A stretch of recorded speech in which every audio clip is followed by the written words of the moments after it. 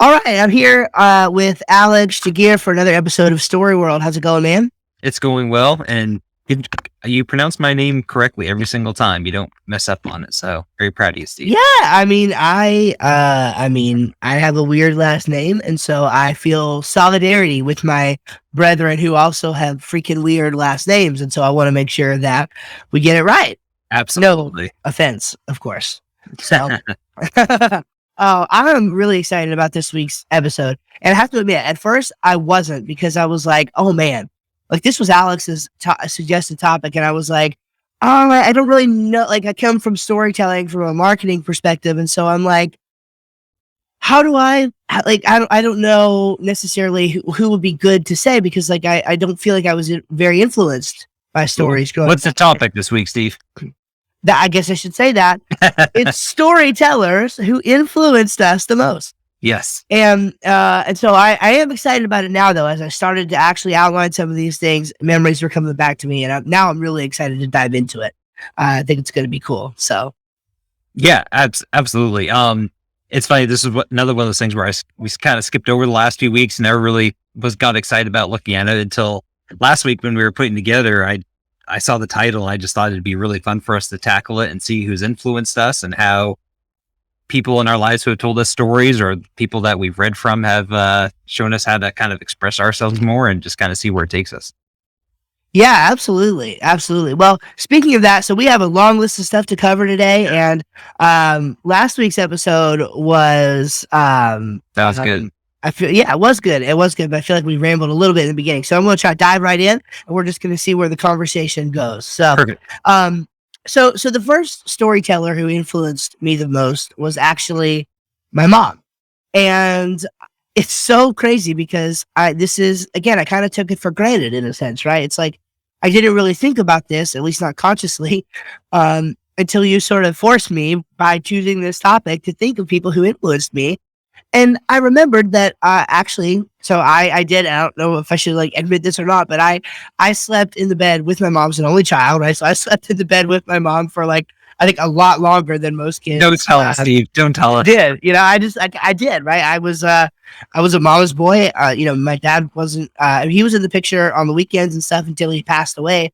Right. So I was an only child, and I spent a lot of time only child with a single parent, and so I spent a lot of time there, and I typically like to lay down with her, and so every night before bed, there were different stories that we would read. We would read a little bit of the Boxcar Children. Mm-hmm.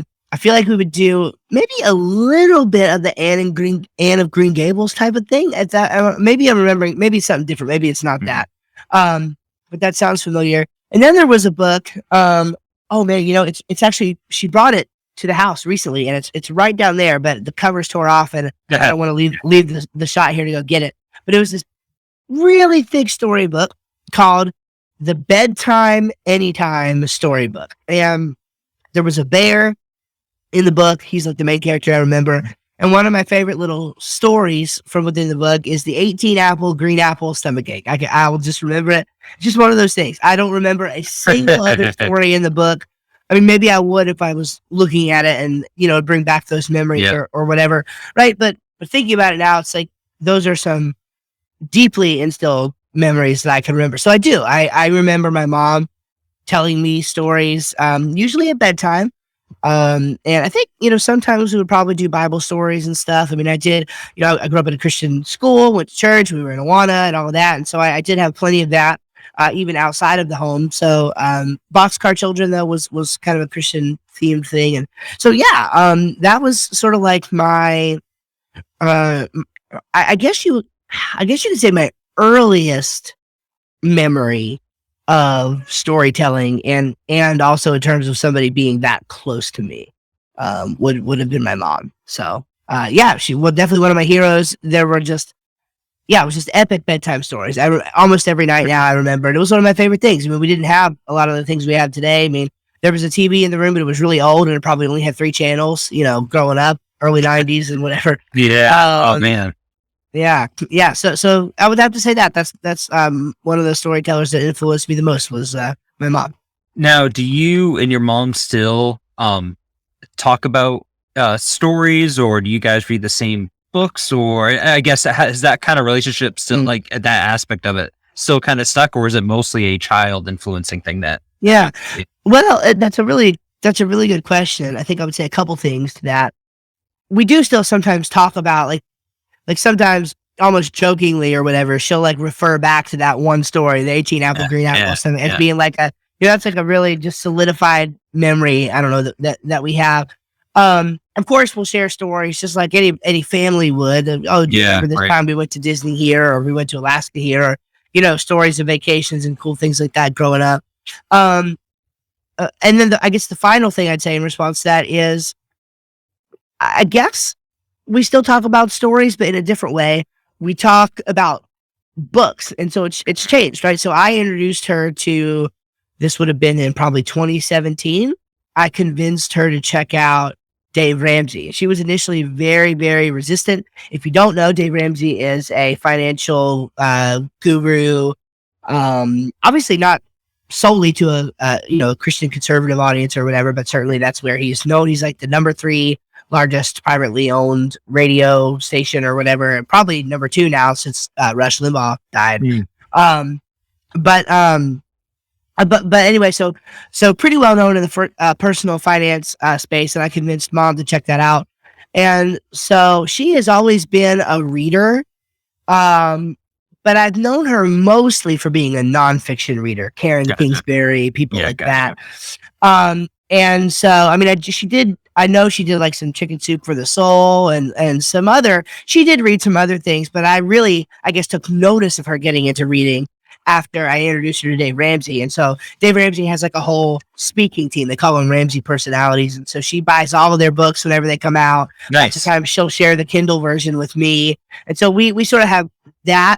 Like she'll read things that are sort of in that same vein, even if it's not like she'll read business books from Dave's people just because they're Dave's people. It doesn't even matter that she's or whatever, and just because of sharing those ideas. And of course, since I do business and I'm a fan of a lot of Dave's speaking team and everything as well, we sort of have that in common. So that aspect of the relationship has changed over the years, but it is still there in some regard. Yeah.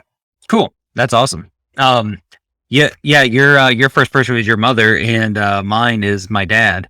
So falling in line with the family there. So I guess with my dad, there's kind of 2 aspects. One is the kind of the non-fictional real life stories that my dad tells. My dad and I and pretty much everyone in my family, we just love stories, and we can tell stories. And I know a lot of people like this too, just over and over and over and over again.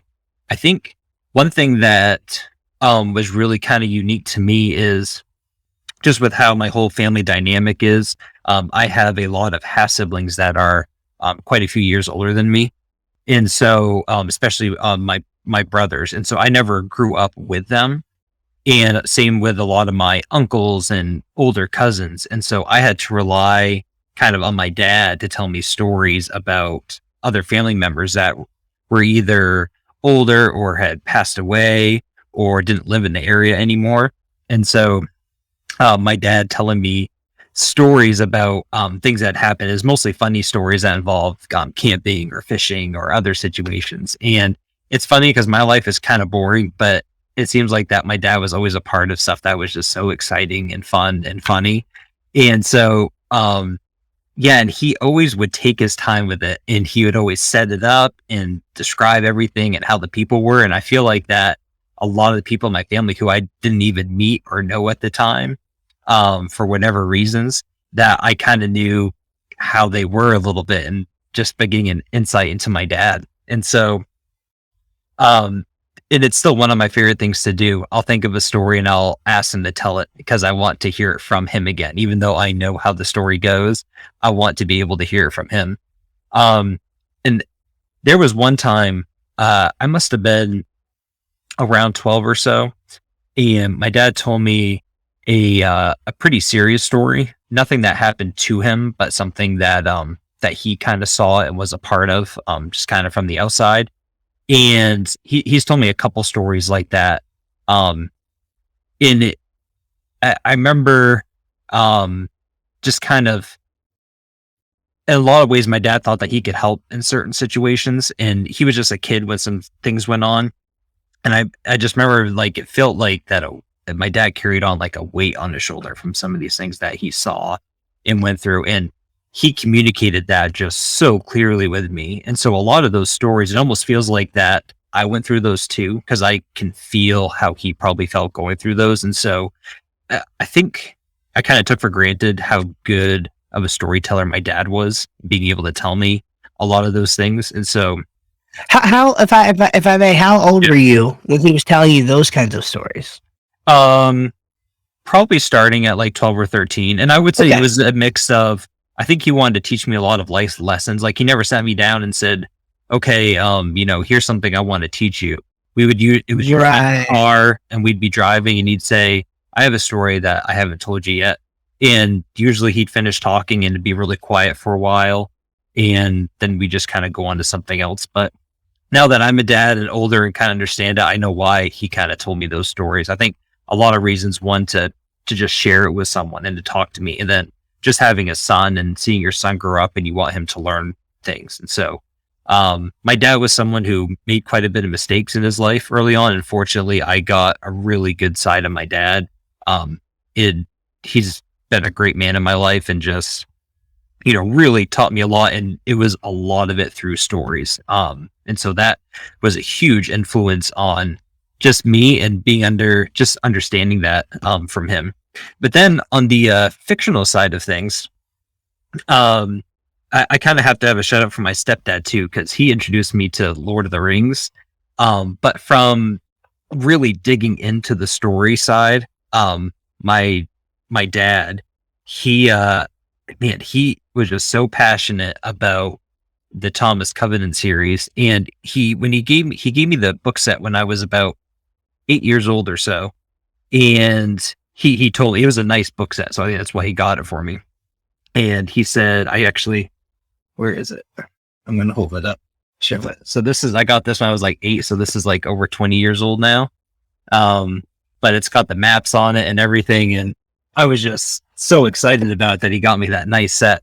But anyway, he said, hey, you're probably a little bit too young to read it, so just wait a little while. But I was so anxious to read it. So I think I opened it up and read it when I was 10 or 11.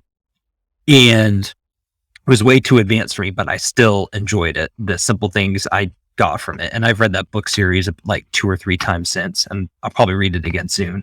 But my dad just had such a passion for talking about it, and to the point where it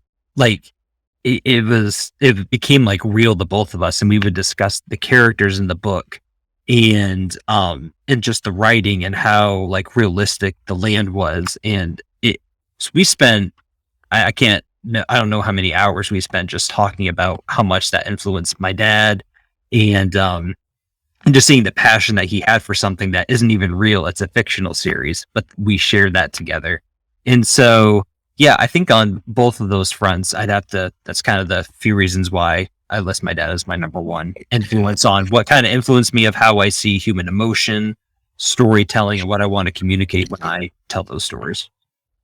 Yeah, that's actually so maybe we expand upon that just a little bit, because that's what I wanted to ask you. Like, can you draw a straight line or even a squiggly line of where that influence shows up practically? In other words, did it influence your desire to tell the stories in a specific way? Did it influence how you tell the stories? I'm just curious if there's a line you can draw to connect those dots, or if it's a little bit more amorphous than that. So the main thing is human emotion and human connection. And I know that that's kind of a typical, you want your humans to be real in books and you want them to be realistic. Everyone agrees with that. For me, and it kind of goes into my other influencers too for how they wrote. But for me, when I either am writing or thinking of a scene or like work on my video game and trying to capture a moment, and you'll kind of see it to my other points as well, it follows the theme of how do you feel in this moment and why do you feel that way? And what connection are you trying to make with the person, either reading what you wrote or playing what you created in a video game? And so it's that moment to moment. How are you feeling right now as a human? And like, are you feeling sad? Are you meant to feel sad here? And are you happy? And so I think that's kind of how it's translated to me. And then, of course, obviously, the most important thing side is it just bonded with my dad too. So even aside from the whole influencing me of how I think about stories, it was just great just to be able to experience those close moments with my dad. For sure. And I was just thinking like, oh man, how would I answer that same question? And I think that's what I would say. It's there's something to be said for, there's something intrinsically important about story for the sake of story. You know what I'm saying? Right. That's one reason why we do this podcast, right? Because story itself is something important. So just for memory's sake.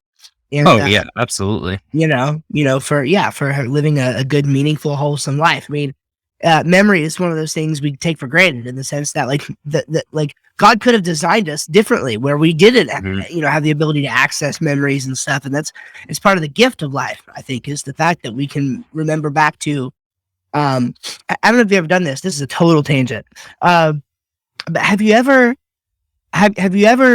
like set your mind on, like you had a thought and maybe it related to something that happened in your past.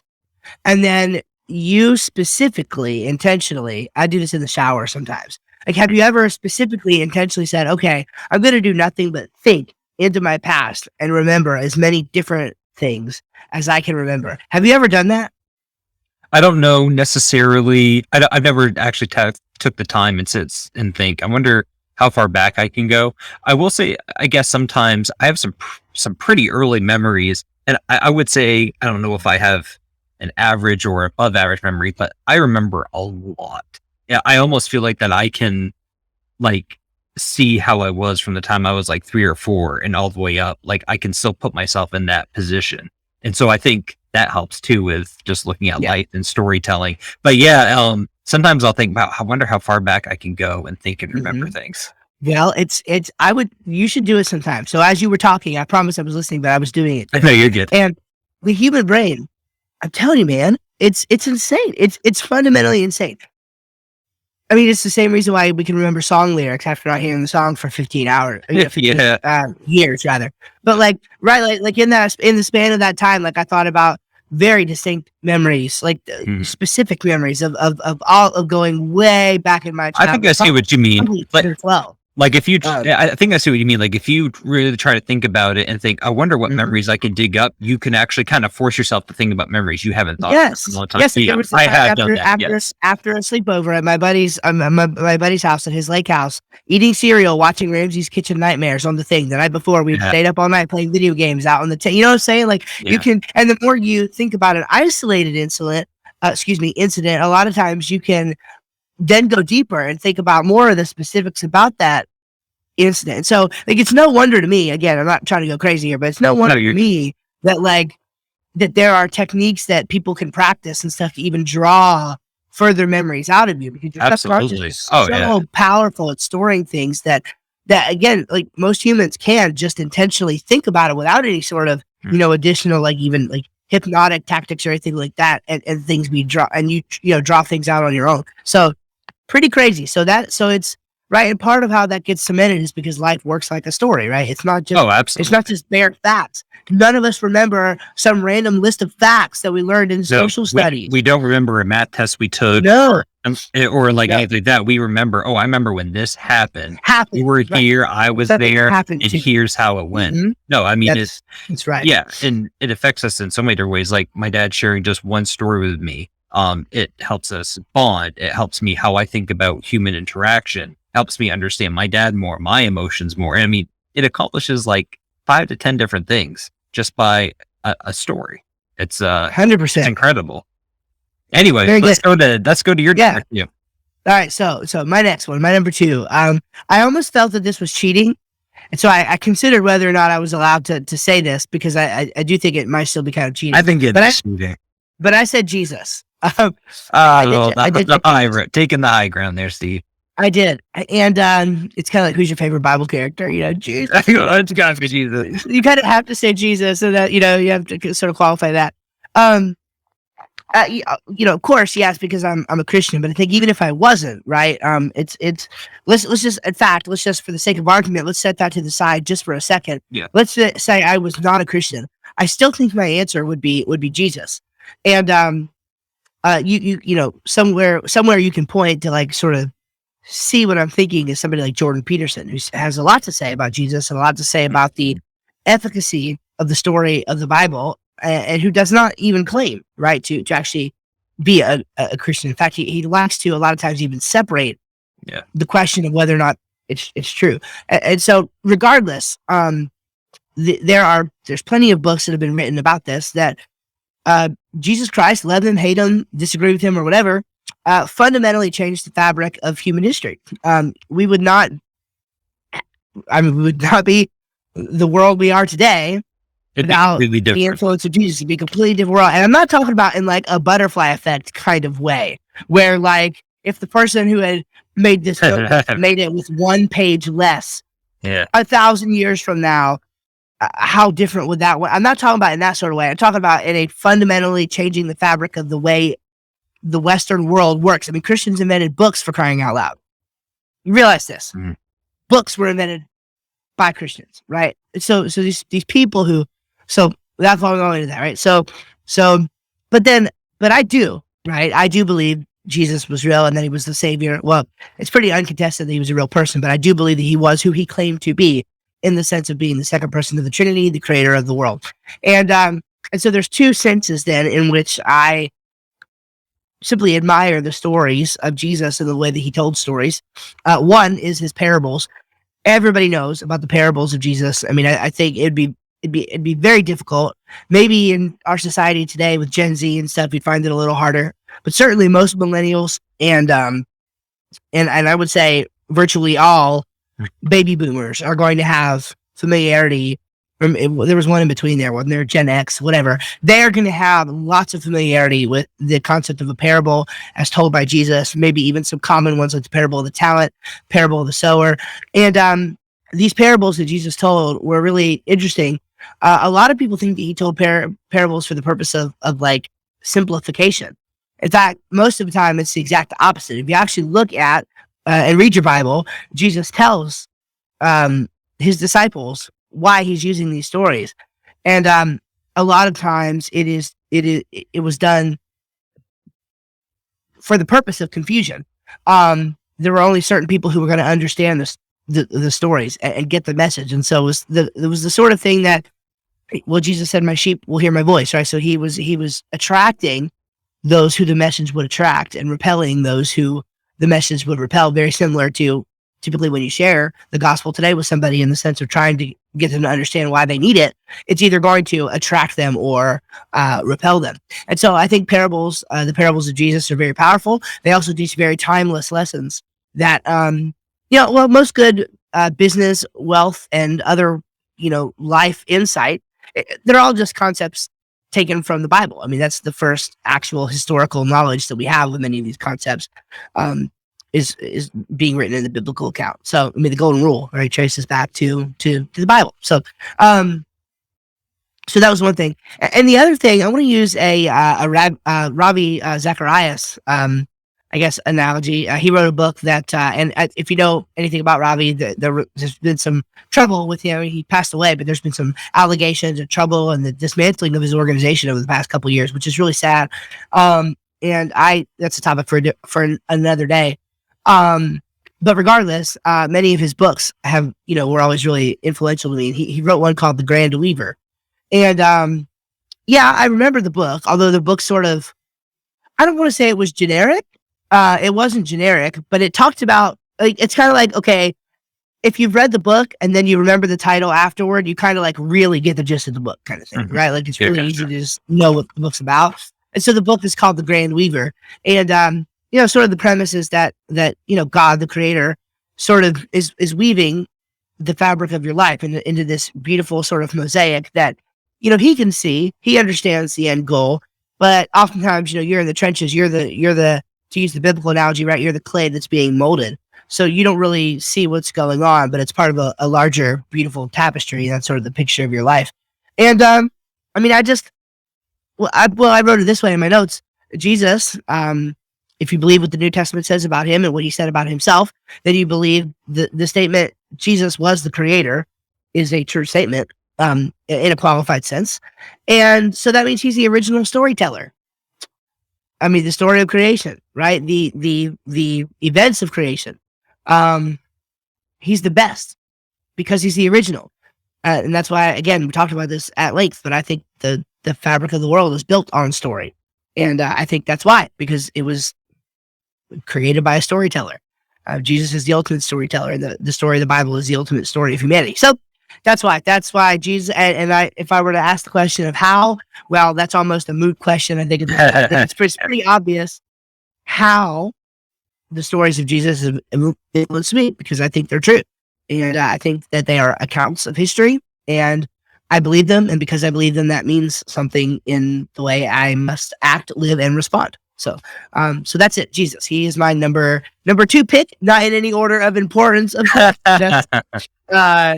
is, well, you are a mother's boy. The second one I thought of. Yes. Well, my second pick is not God. So it's it might be a little bit of here. I'll forgive you. I'm sure he will too. I'm sure. Yeah. So my second pick, I've obviously talked about him quite a bit before and mentioned him already in this podcast, but Stephen Donaldson. Not to go too much in the history of him, but just to kind of give people listening kind of who he is. He is well known within the fantasy fiction community. If you really do read a lot of fantasy fiction, but there are a lot of people out there who have not heard about him because he's not one of your top people who sits alongside Tolkien or Sanderson or a lot of the other bigger names. But he definitely has his popularity within the genre and within the audience. But his books that he wrote were, I think, in the mid or late 70s, and he definitely gets a lot of the influence as everyone else from Tolkien, but his work is also known for being quite original. A lot of people at the time were kind of copycats of Tolkien. They would change some things, but they still incorporated some elves and dwarves, or it was kind of variations of the same thing. He kind of took his own idea and, at least, again, obviously all of my opinion, really ran with something quite original. So Stephen Donaldson, just kind of looking at my notes here, I'm debating how much I should go into his books versus just how he's influenced me. I won't go too much into what the books are about, but he has 3 series in his 10 books divided up into 3 series of his core, the Chronicles of Thomas Covenant. And one of the things that he's really known for, and a lot of people actually don't like about him, is his use of kind of archaic language, how he tells his prose as words that you definitely do not use in everyday vernacular, and a word you might never use your whole life. It's not poetic writing, but it almost seems that in a way sometimes, how he describes the environment. And with Donaldson, it's either you like him, you either love him or you hate him. And I love him. I love the kind of beautiful way he describes scenery, even though it might be over the top. How he describes characters, and his just description of everything always made it seem so real to me. And one of the things that I really took from reading his books is how real the characters felt. There are definitely authors, because this was 40, 50 years ago, authors have definitely perfected even more the writing of characters and developing character development. But even with that, though, my favorite characters in all of fantasy aren't from Lord of the Rings or elsewhere, even though Lord of the Rings is my favorite book series and stories. But my favorite characters are actually from Thomas Covenant. I think of, if people read it, they know Kyle Troy and Banner and Saltheart Foamfaller and all these characters that he just created so much emotion in.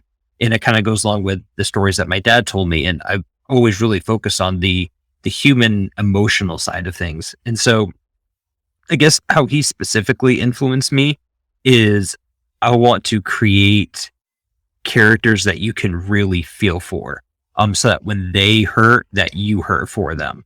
I remember, without going into detail too much about the story, but one of my favorite characters, Kyle Troy, he kind of has this gift, I guess you can say, at the beginning of one of the books, and he loses it at the end.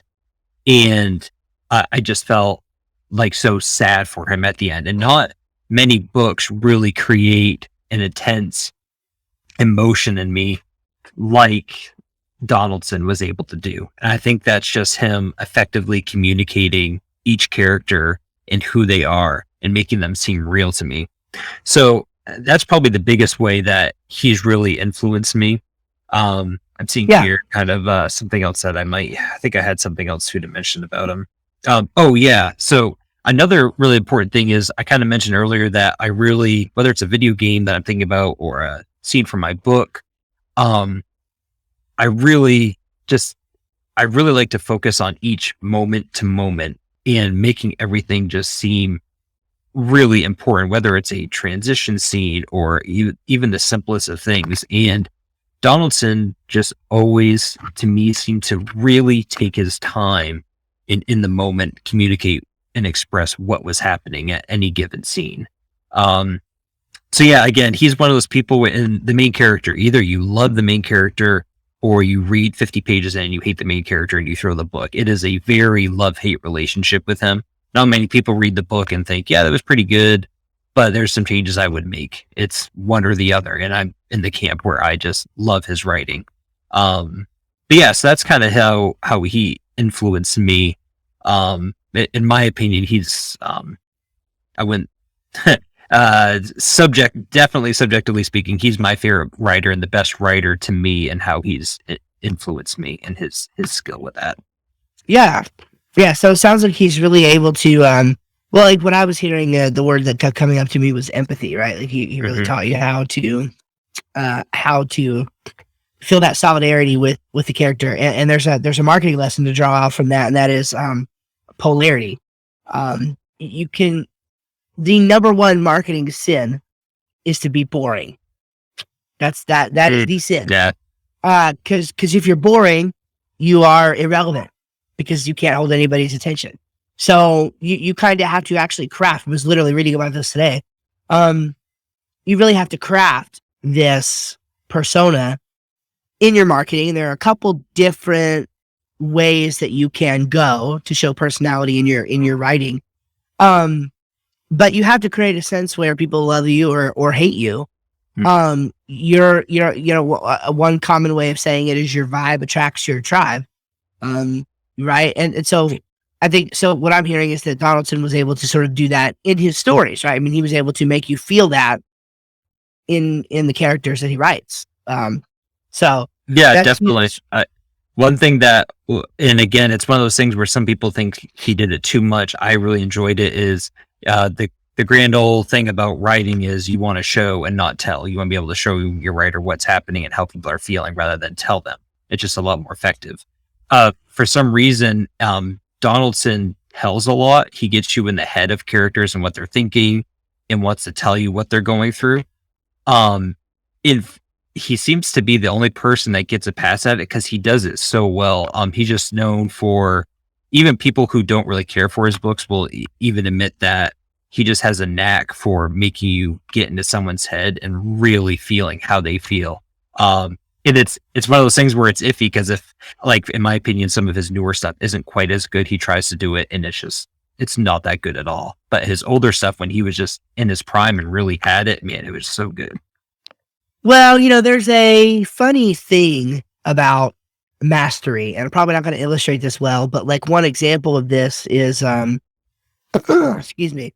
I just totally forgot. It's okay. You're getting old, Steve. I'll give you a pass. My gosh, what in the world is going on? Right. So I'll at least try to explain this, and then maybe it will help me to remember my illustration here.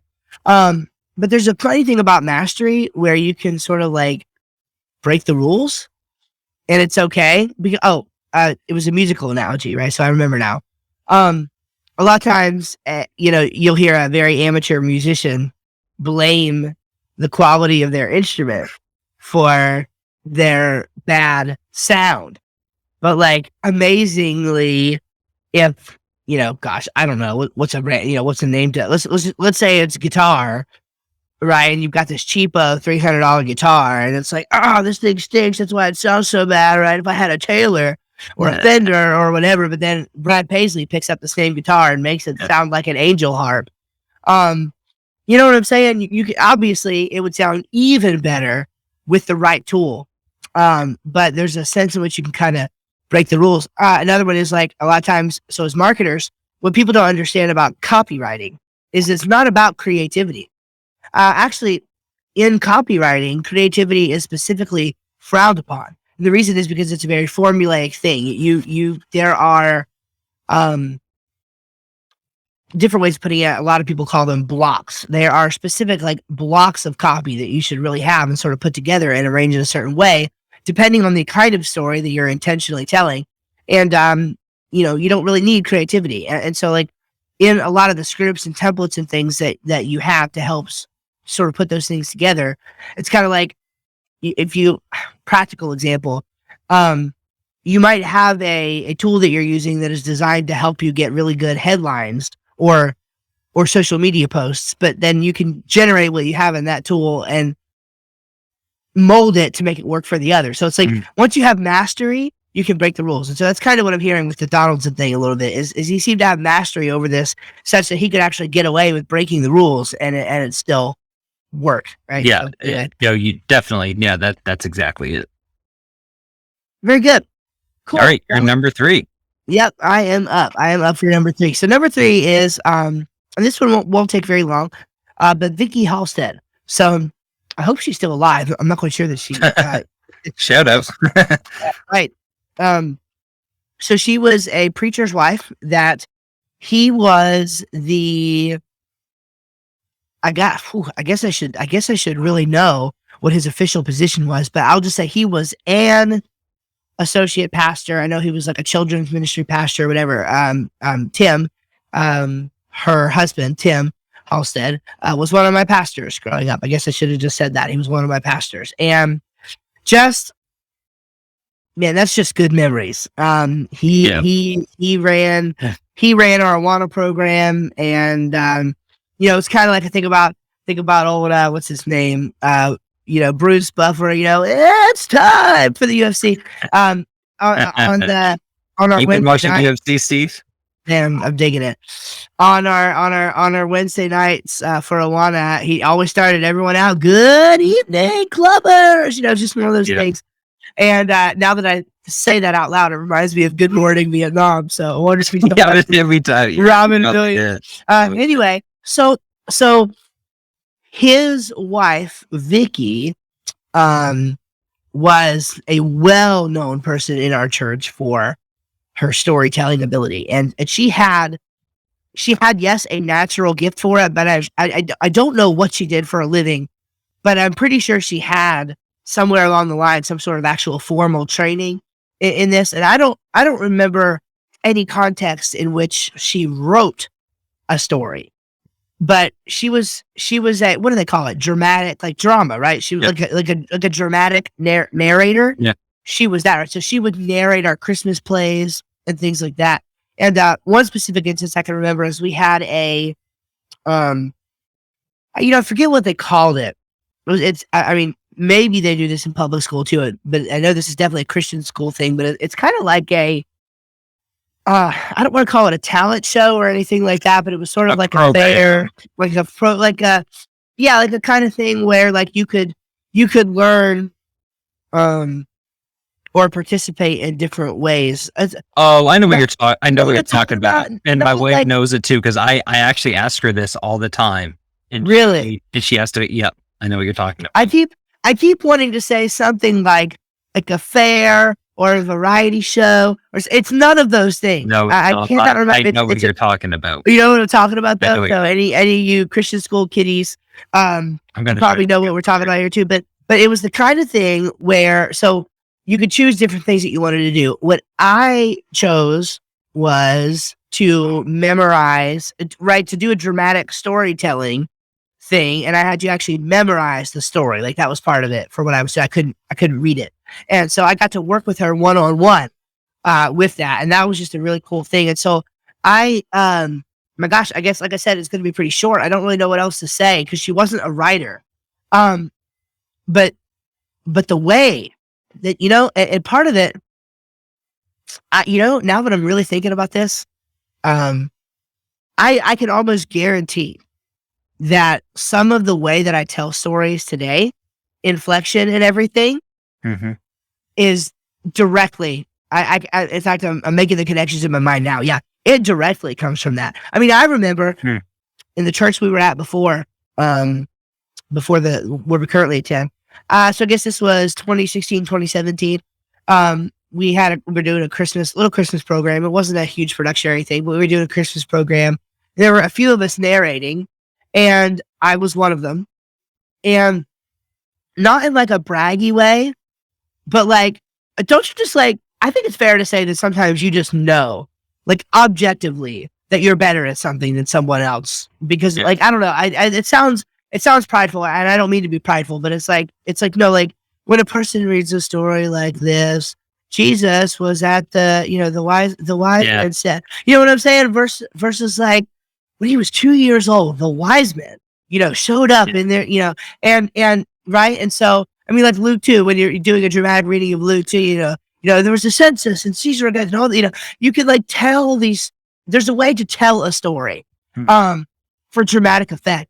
And even the way that I'm talking now, I think is very heavily influenced. So the reason I brought up the Christmas thing is I very specifically remember going out of my way to like read it dramatically and thinking back in my mind, like, yeah, this is how I grew up under somebody who knew how to do this. This is how you do this. Why isn't anybody else doing it this way? Why is there no passion? Where is the zeal?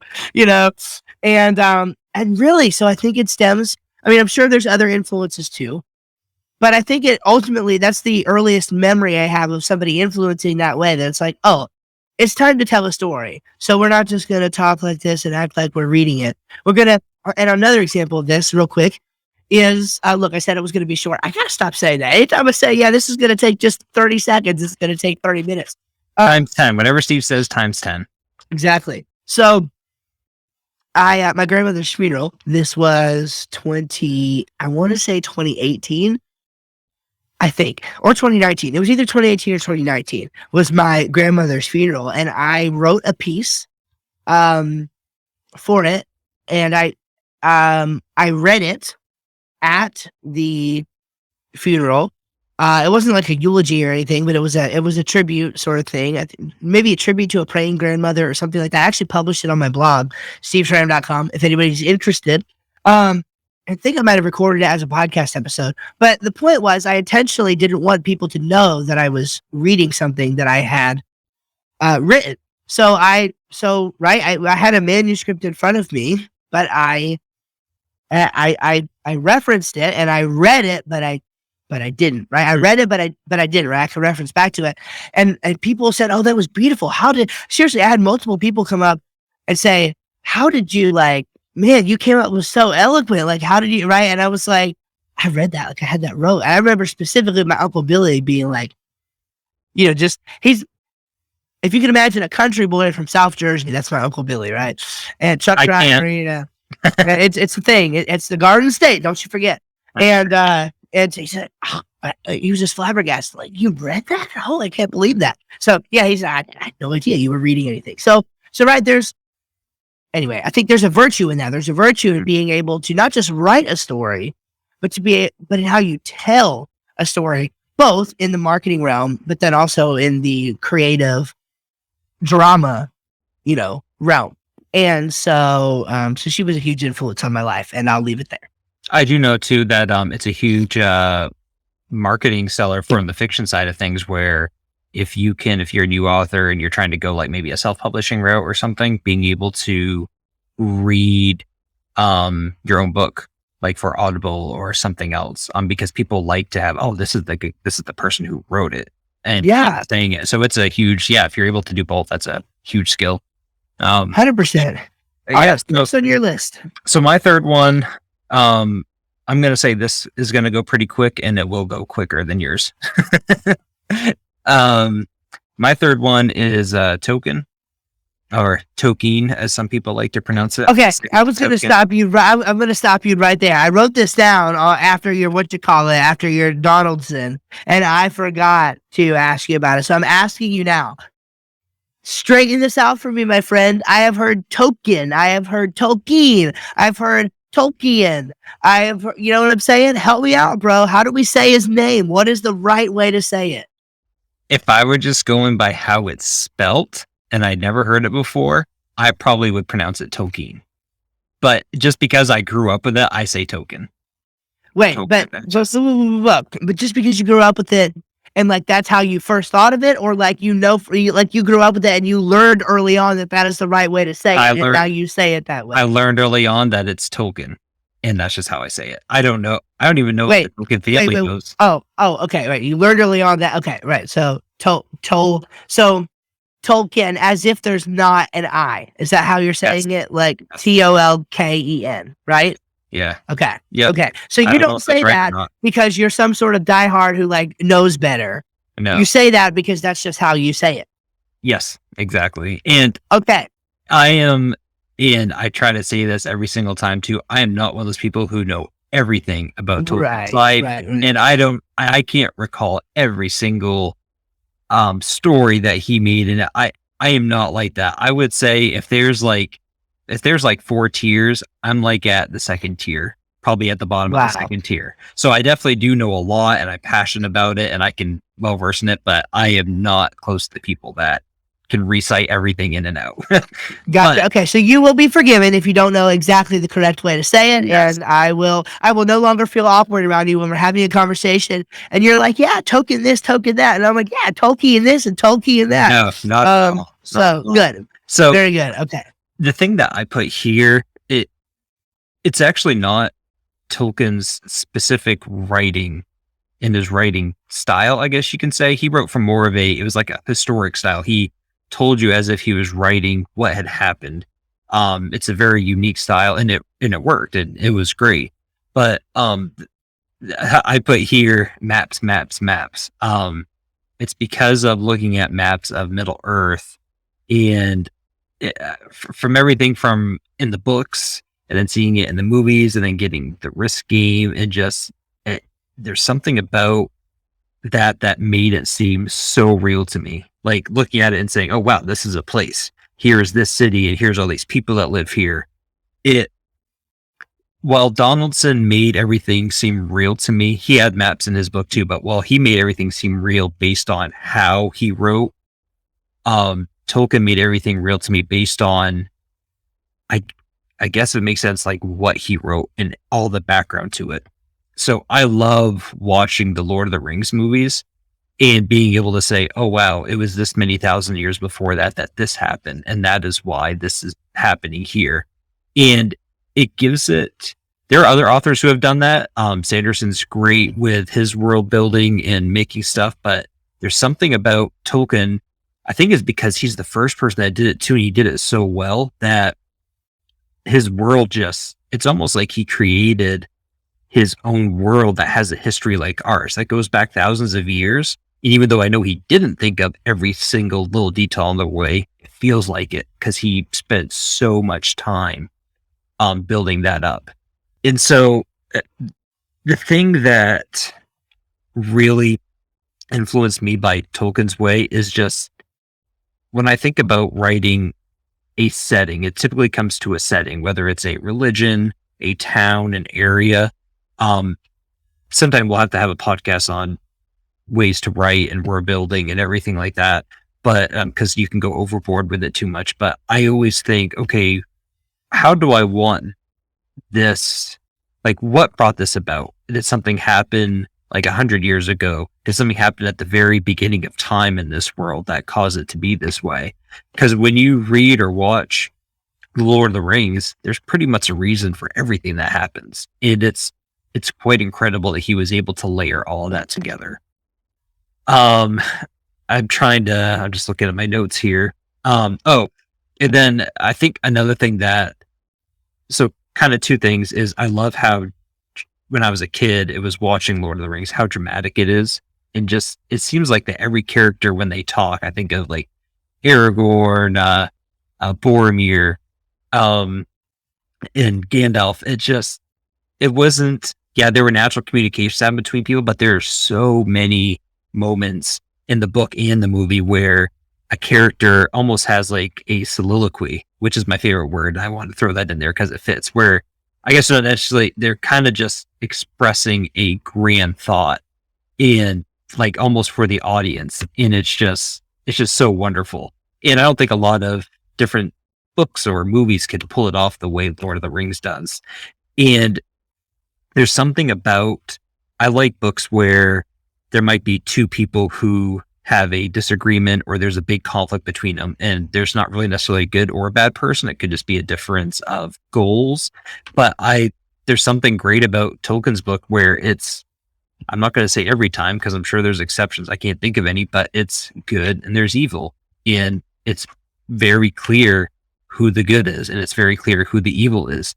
And even going back all the way through the history from the first age to the third age, it's like that. And it's, even though it's simple, it just works so well. And just seeing the good overcome the evil through it all.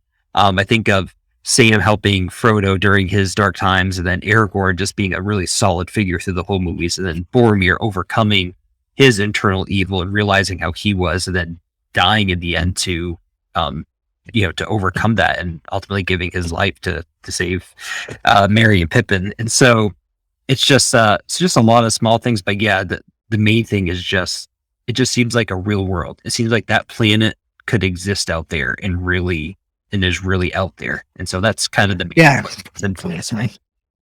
Yeah, I would say that those are the elements of that, and how clearly you can see biblical influence. Those elements are the things that draw me to it as well, because as I've shared once or twice on the podcast so far, and of course, I am much more of a nonfiction guy. I have been, to the extent that I am a reader, which we'll talk about that later, but I am a lot more now one than I used to be. I started reading in probably 2015. And I haven't really done much with fiction. I would say my greatest exposure to fiction when I was younger was in movies, of course, and then video games. That's where most of my fiction came in. And then when I got into books, it was mostly nonfiction.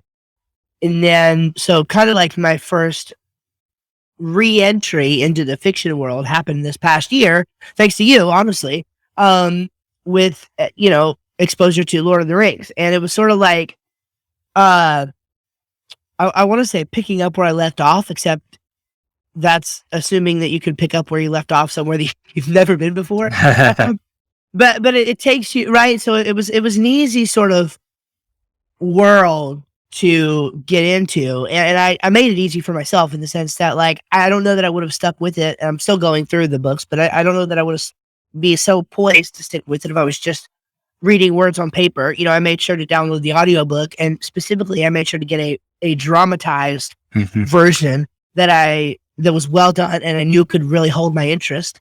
And so I had that, and I've been going through that, and I too appreciate how real the world feels, and how it's almost like, one way I want to think, I kind of think about it is, and Star Trek gives me this as well. But Star Trek had a lot more opportunity to do this. The fact that it could be done in Lord of the Rings, in the relatively small time it has compared to a long-running, multi-generational, decades-long series like Star Trek. It's pretty impressive that it can pull you in that way and really give you an illusioned history in such a world that feels like it really could be a real place. But no, I was just gonna say, I think how he told it kind of in the historical fashion almost made it even more real. I mean, you don't want to do that to tell a good story today. It's just not good writing. But how he did it, it was almost like, hey, here's this history book about what happened, and it just added to the reality of it. Yeah, I think so. I think so too. And so anyway, that made a huge difference. I saw Brandon Sanderson, because I have watched some of his lectures, because even though I haven't read any of his fiction yet, you and some other people in my life have spoken very highly of him, and so I've watched some of his lectures, which he graciously makes available on YouTube. Yeah. And this is one of the things I heard him talk about, is in your world building, that you only need to do so much. There's just sort of a balance of, you don't have to create the depth in the world, but you got to go, this isn't Here's Smoke an out mirrors. I'm gonna say you gotta drill a few hundred feet down, or at least a few feet down, to really make it feel like there's this huge world underneath of it. And so that's a really interesting skill. I think that it can directly be applied to the marketing and stuff like I'm into. So Definitely. Okay, is that good for Tolkien? Move on to my next one. Move on. Absolutely. Sweet. So my next one, to kind of climax into the marketing angle for me is a mixture of Russell Brunson and Dan Kennedy. The reason I'm combining them together, number one, is so that I can get 2 for 1. And number two, and number two, just because they are similar in approach. Dan Kennedy being sort of like Russell Brunson being sort of like the modern, not reincarnation because I don't believe in that, and Dan Kennedy's still alive, but sort of like the Russell Brunson is the Dan Kennedy for a new age. And in fact, Russell acquired Dan's company, Magnetic Marketing, and is very literally making Dan's material accessible again to a new audience. And so the thing about these two is they are both master storytellers. So I'll give you just one. So for Dan Kennedy, suffice it to say that my introduction to him came through Russell. And so his influence is huge on me, especially in these last few months. Okay. And so I'm going to leave the Dan thing there. He's great stories, fantastic storyteller, just genius marketer. But there's a specific story I want to tell about Russell. So Russell is one of these guys that he is if you're into online marketing, you almost certainly have heard his name. Like, even if you don't really know the details of who he is, what he does, what he's about, you've almost certainly heard his name, and you've probably even seen his face. Because it's so easy to get sucked into his world because of the sheer volume of advertising that they do and that they are able to do with him and his company ClickFunnels. And so I avoided it for years. Because I kept hearing his name come up and all the different influencers. And I've talked about this a little bit before, where especially in marketing, you sort of have like these spheres of influence. You got, let's just say there's 3 levels. There's probably more, but let's just say there's 3. Right? You've got the really popular names right here in this sphere, and then you go out a little wider, and you've got the gurus to those gurus, and then you go out on one more level, and you got the gurus to those gurus. Right? So if I were to say actual names, Amy Porterfield is like a very widely well-known internet business marketing guru that you would almost certainly know today. A little less popular is Frank Kern. But Frank Kern is a guru to the gurus who is very well known amongst these levels of gurus. And then the gurus to the gurus guru is in this outer layer. And so that's sort of where Dan Kennedy lives. And then Russell Brunson, I think, kind of straddles the line between those other 2. And so I would see his ads come across my Facebook feed almost every freaking day, because so many people were talking about it because they were the gurus that I was following, right? He was their guru. And then again, because he kind of straddled that boundary, I would see his advertising just all the time. And I was just getting pummeled with it. And specifically, it was in the, I remember the time when I was really getting hit with it was in the marketing for his Expert Secrets book. And I remember specifically Tony Robbins. You know who Tony Robbins is? Mm-hmm. Yeah, absolutely. Speaker. A lot of people know who he is, of course. So he and Russell are like great friends. Okay. So those two. And Dean Graziosi, little less well known. Do you know who he is? I do not. Okay. Dean Graziosi is a infomercial guy, right? Old school infomercial guy who was not his first like big hit product, I think, was called Motor Millions, and then he went into real estate, and so whatever. And so I kept seeing these ads that were basically like Russell and or Tony and Dean with Russell, and they were talking about this Expert Secrets book. And at first I thought it was like really scammy. I was like, whatever, who names the book Expert Secrets? It's probably the scammiest, lamest thing ever.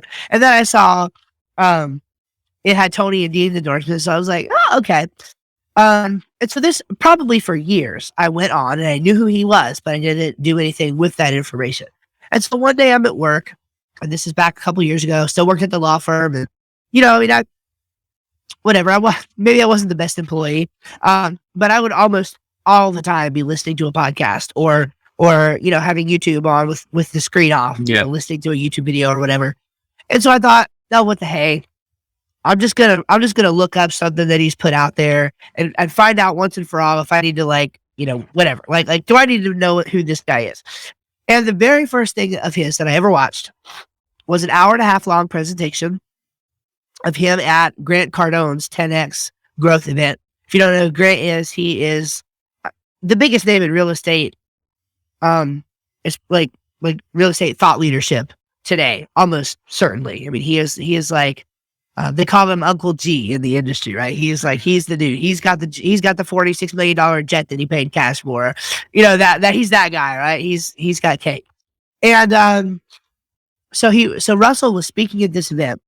I found out later that he sold $3.2 million of product as a result of that 90-minute sale. Wow.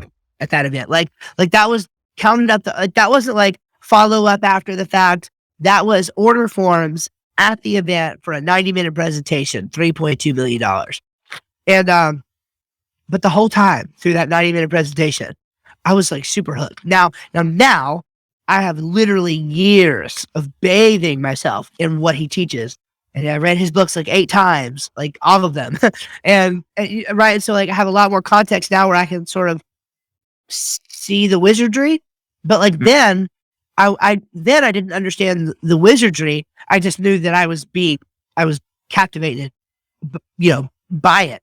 And so, so I watched that presentation, and it was honestly like, oh my gosh, this is the craziest thing ever, because he was, and of course I later learned that it was designed to do this, but like it created belief.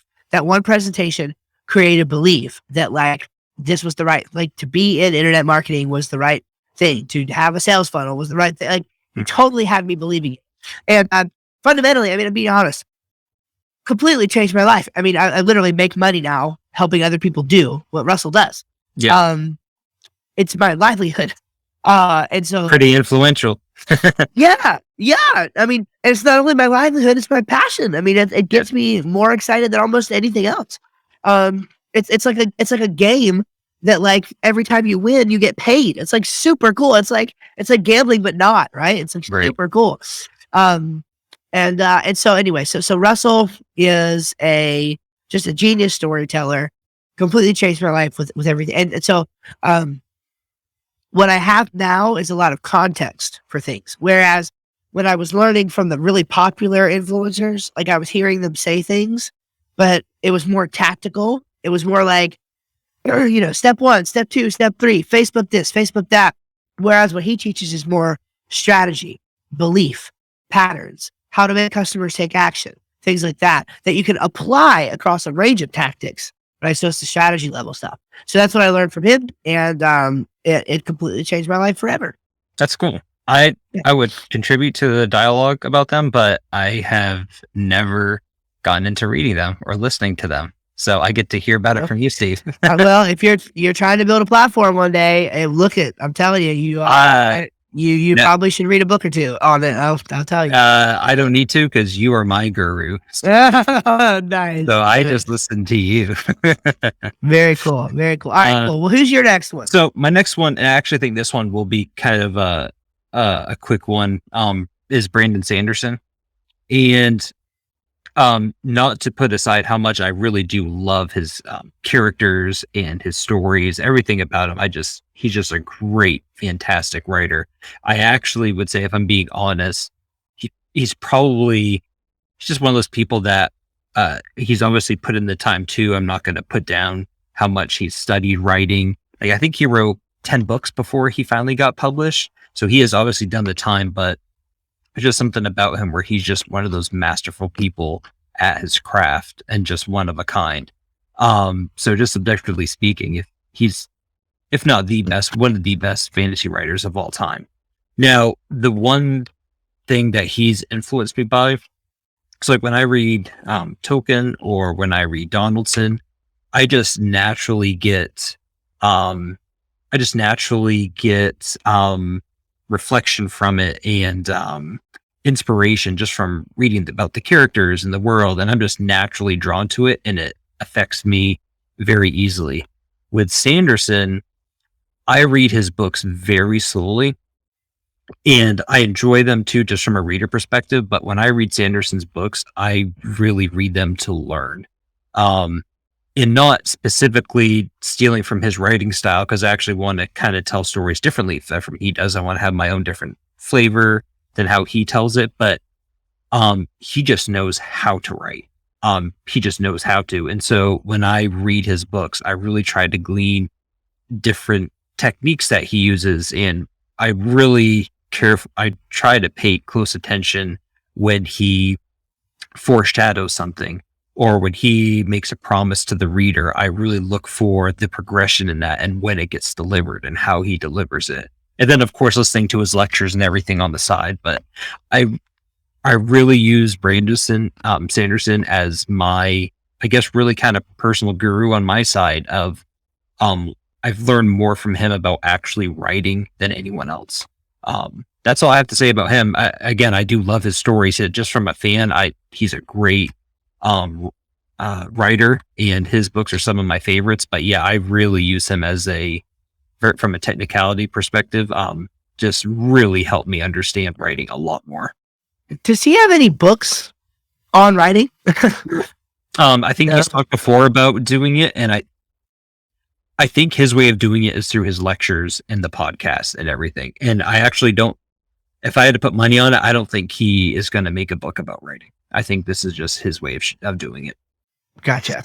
Cool. Very good. That next one, which I will try to make a little quicker, is Greg Cochle. And Greg Cochle is, so I got into Christian apologetics 2015. I've told that story before. And basically, it used to be that all of my time was taken up with reading about Christian apologetics, and or podcasts, hearing podcasts about it or watching videos about it or whatever. And over the years, as I've had to, as my interests have changed, although I'm still very interested in it. It's not that I'm less interested in it. It's just that I have to be sort of selective about where and how I spend my time. I don't have as much time to listen to podcasts and to read books, anymore. And he is one that has endured on my regular list, because you'll get good content from him, but once you sort of like, you can always go deeper on the what and the why of things, but the how of things changes as culture changes very rapidly. And what Greg is good at doing is taking the information that is much of it timeless, some of it new, much of it timeless, and applying it and honestly being really practical, just helping you learn how to share your convictions with people. And so he's wrote multiple books, but there are two books he has. One is called The Story of Reality, which he bills as a sort of mere Christianity for the new age or for the modern age. If you don't know, Mere Christianity was written by C.S. Lewis. It was his book on Christian apologetics. So any of you C.S. Lewis fans, you should also know, if you didn't, that he was an ardent Christian apologist and wrote a book called Mere Christianity that is very influential in the defense of Christianity even today. And so Greg Cochle wrote a book called The Story of Reality that he wanted to sort of rewrite that for a more modern audience. And so that is what that book is. And then he's got another one called Tactics, a game plan for discussing your Christian convictions. And the idea is how to actually, how to maneuver in conversations. And so I just love that. Again, he's a great writer. He's so clear. He has, master's degrees in philosophy and in apologetics and things like that. And he's so articulate. He makes distinctions. He doesn't just say what. He tells the why. He undergirds everything with a story, begins with a story. And he's just a fantastic storyteller, easy to listen to, very clear, makes good distinctions. And so for that, I really appreciate his work. So he's one of those people where I have never read his stuff, but I hear his name pop up like every once in a while in a podcast, or I will hear someone mention it. And so that's a name that I'm just very familiar with hearing, but I've never read his book. But I think I might have to. It sounds very, very good. Well, let me just put it to you this way. I mean, you and I have talked about Frank Turek before, and Frank and Greg are really close. So you probably, and they do a lot together. So you might have heard it on some of that. I will say that I am not sure. I'm not sure that I could point to a book aside from the Bible that has been more influential for me than Tactics. Now, maybe some of the marketing books that I read, maybe, but like in terms of like really important, because at the end of the day, marketing is not that important, you know, in terms of really important things in the world. I would say that Cochle's book Tactics is probably one of the most important and influential books I've ever read. In fact, I almost think it should be prerequisite. It's like you become a Christian, day one when you become a Christian, I think like pretty much day two, you should be reading Tactics, because you will be barraged so quickly by people who a lot of times don't even understand what they're talking about. Some people do, and you should know how to answer them as well. But a lot of Christians, especially baby Christians, are sort of led astray by really bad thinking. And so that's what Greg aims to counter in his book. And seriously, I really think every Christian should read it. I mean, it is the easiest book for me ever to recommend. So get you a copy. Make sure it's the one with a little bit of red in the color. It's the 10th anniversary edition, because he did some updating and stuff to it.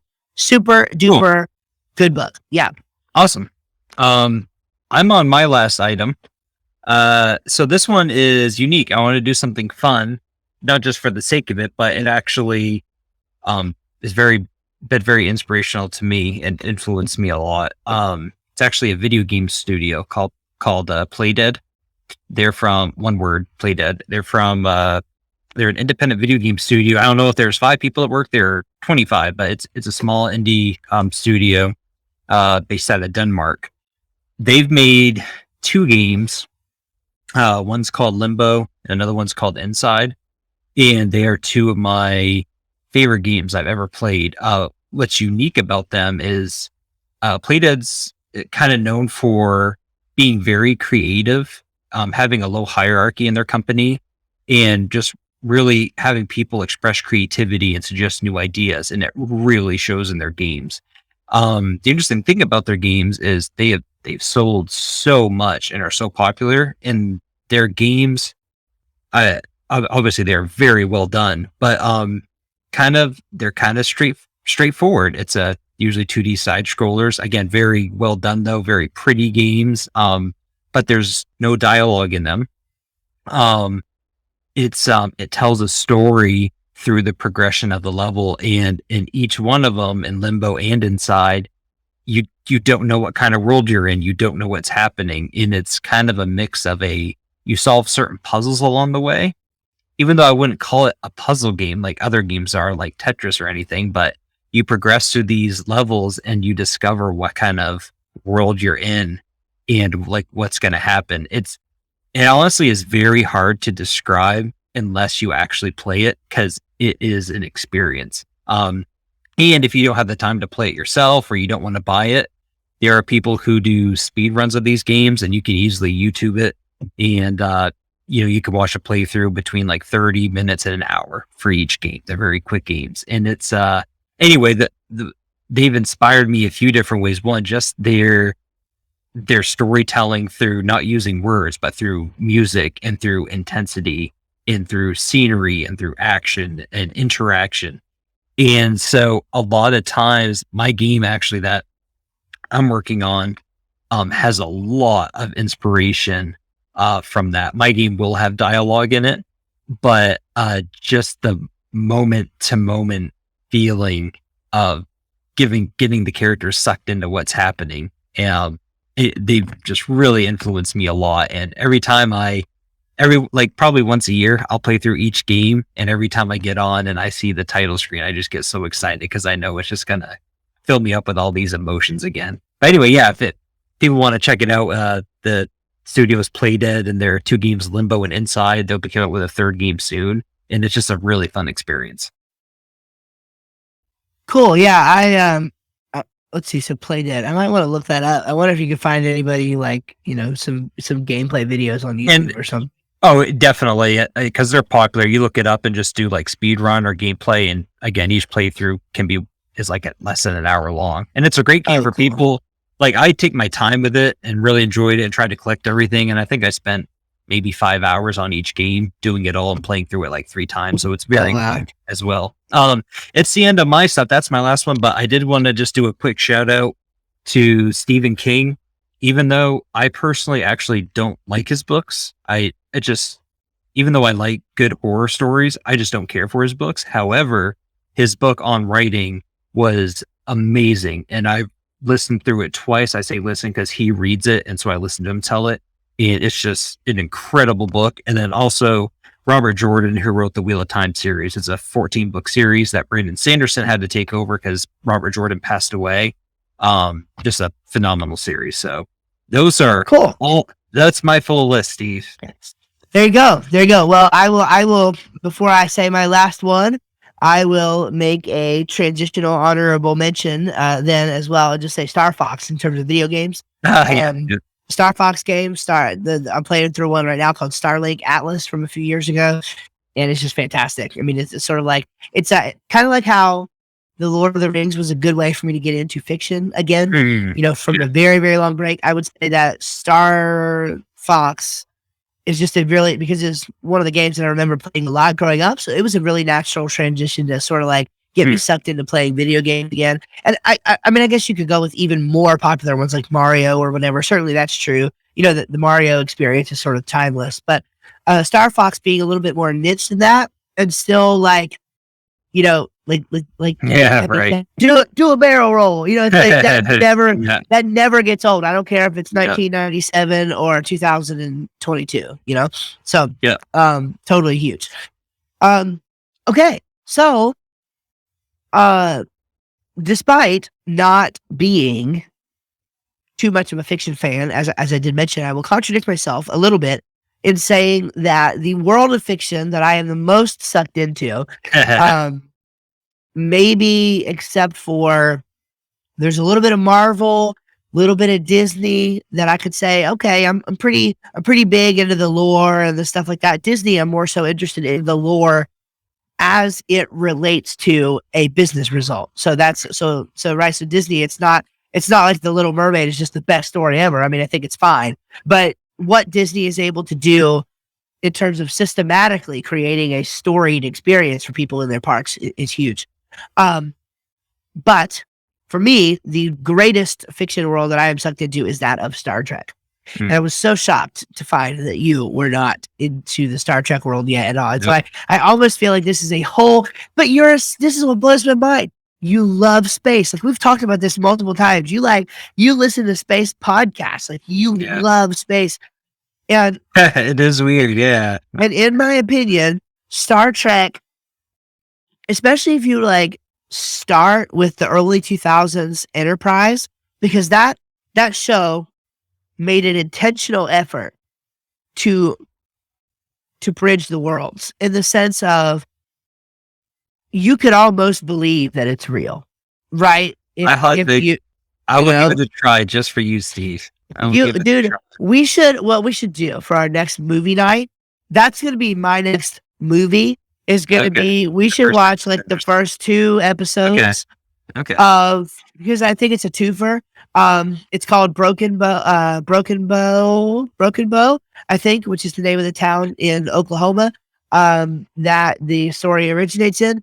And so, yes, we should absolutely do the 2-part first and second episode of that show for our next movie. Okay, we'll do. And I think you'll be hooked into the entire world. I think you will. So, but so who's the storyteller? Well, of course, it's Gene Roddenberry. I almost have to admit that Roddenberry is so okay. So I'm going for anybody who's listening to this now or in the future who actually is a real Star Trek fan, especially like one of those super diehards, kind of like talk about with the Tolkien stuff. I have it's Tolkien. It's Tolkien. Oh, yeah. I do have to make a startling admission in that I have not seen the original series. I know I have not watched Star Trek the original series. because I just can't bring myself to do it. I just can't bear to see the little fake Enterprise floating in front of a black box with little Rice Krispies or whatever that they're using for stars. Like I just can't do it. I've watched a couple episodes and whatever. For me, it's everything from the Next Generation on. I have seen and am really really into, and I think it's just great story. So Roddenberry, and it would be the storyteller in the sense that the world that he has created, and he did some of those early the Next Generations. I think he did have some still a lot to do with, and there was one of the characters who's very well known throughout the series that were in the 90s. Is I want to say it was Commander Troy. Is it Commander Troy? Deanna Troy, her mom is played by Gene Roddenberry's wife. And so even after Gene died, his, sort of, in a sense, his really practical footprint sort of lived on in this recurring character who came around a lot. That was Deanna Troy's mom. And so, what's the point? Well, I guess just the point is that Roddenberry built a world, and it is a intense world, right? So like it is one of those. I mean, they've had decades to build it, so it is one of those where there are multiple timelines, there are multiple layers, but it's never incoherent completely. There are some little things that if you dig deep enough, you can sort of like the glue has a couple little tears in it. Yeah. But for the most part, it's really buttoned up, really tidy, and it's just a fun world because it's so nicely, I think, bridges the gap. It's like I said, Star Trek is prophecy, right? It's like it so nicely bridges the gap between the real world and in the world of Star Trek. And I'll end with this. The odd tension here is that Star Trek is, well, the idea is utopia. Okay. So I've always been fascinated with the concept of utopia. So like the Disney Tomorrowland movie is really fascinating to me. Old school sci-fi stuff where, a world of tomorrow type of thing where, whatever. So Star Trek is built on the premise of utopia. Now, of course, there are wars, there are wars, there are conflicts, there are whatever. And so like the point is that is weird, right? So America or not Americans, Earthlings, okay? Earthlings. So Earth has hundreds of years into the future, Earth has come to this point. They have evolved as a species morally to where basically all of your social items on the liberal agenda are the reality, right? Like we stop charging for medical things. Oh, well, money itself honestly is not really important anymore. Everything's just kind of free. Food you can just kind of generate on a whim, things like this. So this is the sort of world, especially in the Next Generation, that you really see. And so and if you watch any documentaries about it, which I have watched a lot, you really see that. Yeah, that's because that's the world that Roddenberry envisioned, was sort of this perfect harmony utopia world. And I always, again, I can't help it. This is just how I think. I like to make the concept of two things with utopia, and that is like part of me loves the concept, and part of me hates the concept. I love the concept because I'm a tech guy. I've always been interested in technology. I think electric cars are freaking cool. Some people think Alexa is like, it might as well be the devil living in your home. China's going to invade. I love that I can tell my robot to that it's bedtime and the whole house shuts off. Like, I love that stuff. So I love that utilizing technology in a way consistent with something like utopia. If you ever look into Walt Disney's vision for Epcot, not the park as it is now, but what it was supposed to be and probably would have been had he not died. You may not know this, but Epcot stands for the Experimental Prototype Community of Tomorrow. And the idea was basically building a shell, a bubble, a utopia where, whatever, there was no crime. Things were perfect. There was, anyway. So that's the world that Roddenberry wanted. The ironic thing is that much of the sort of liberal agenda that goes into a lot of what's in Star Trek is actually antithetical to what I believe as a Christian. And yet that desire, that longing for utopia actually strikes really deep into the human heart and into the reality. And I think like the irony of that whole scenario is that Christians believe in utopia. And in fact, we think that utopia can only happen if the Christian worldview is true. And it's because that's how the world was created in the beginning. And so it's no surprise that our heart longs for that. Something is broken. We all know that something is wrong with the world. And we believe that is going to be made right in the future. It's not right now. It's not going to be made right because of some grand ideas that humans have. It's going to be made right because God is going to make it right. And so, anyway, but all that to say, I love Star Trek because I love space. I love Star Trek because I love technology and whatever. But I love Star Trek because it really does get to those deep human needs and desires. And I think I have a consistent way of answering that. And I've talked with Emily from our church about this at length too, of like, I just think it would be really cool if in the resurrection and the new heavens and new earth, if we each got a planet. I think that'd be super cool. And then like Star Trek and Marvel and all that stuff, that just sort of like happens at the end of the age. We all just is there. We're all like the president of our own planet. I think it'd be super cool. So anyway, that is that for your consideration. Excellent. That I'll have to give Star Trek a try. Yeah, I don't know why I haven't. I think what set me off from it is because there were just like so many iterations of it. I don't know if there was already like 3 or 4 or so, and I just didn't know where to start. And it seemed weird that it kept restarting over. Whereas, of course, I got into the fantasy side of things early on. I was like, okay, there's Lord of the Rings, then there's Lord of the Rings, and there's Lord of the Rings. And it's the same yesterday, today, and forever, Steve. And so it was just a very grounded reality to me. Whereas when I looked at Star Trek, I think just subconsciously I was like, I'm not interested because who knows where it takes place and why it's changing. And so that's fair enough. Right. So that's probably why.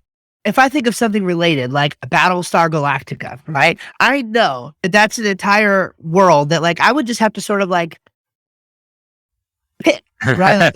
Like, and people listening can't see me, but I would have to like close my eyes, cover my eyes and just like pick some random place to start. And then I know that when I start there, I'm not going to have any context for anything else that happened. Star Trek, it was alleviated with me for Star Trek a little bit for 2 reasons. One, the Easters, who I spent no short amount of time explaining my involvement with them and music and stuff, they're all huge, diehard Star Trek fans. And so they got me into it. It was rather natural. I almost sort of had to be into it in order to be like in the club. Yeah. So I did. But if I'm remembering correctly, so the Enterprise series was also kind of my first introduction to it. And after I saw that, I was like, okay, I have to see what more of this is about. And it was helpful because Enterprise sort of served as I hate to make this comparison. I hate drawing this comparison. But if you think about how Star Wars did they released movies 1, 2, and 3. 4 came out in the 80s, but then 1, 2, or 70s or whatever. And then 1, 2, and 3 were like the early 2000s for some reason. But those kind of like those later ones made the earlier ones make a little more sense and be more real.